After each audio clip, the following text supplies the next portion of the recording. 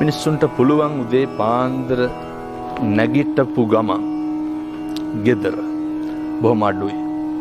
නැගිටපු ගමන් පුළුවන් තථාගතයන් වහන්සේට මේ බොහොම පුංචි වීදුරුවක් අරගෙන උන්වහන්සේට ඇල්වතුර ටිකක් පූජා කරමු.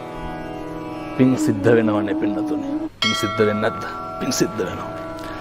උදේ පාන්දර වතුර වීදුරු අරගෙන බුදුහාමුදුරුවන්ට පූජා කරලා අත් දෙක නලලට ගන්නකොට ඇතිවෙන හැඟීම මගේ බුදුහාමුදුරුවන්ට පැන් පූජා කරා.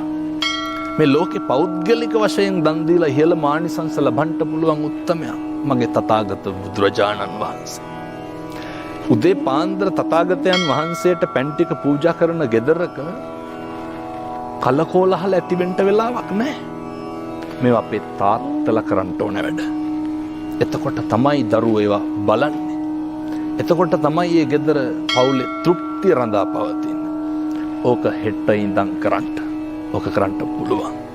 ඕක බැරිකමද පින්නතුනි නොකරනකමද? ඔකට විනාඩියක්වත් යන්නේ නැහැ. හැබැයි ආනිසංසය බොහොම ඉහළයි.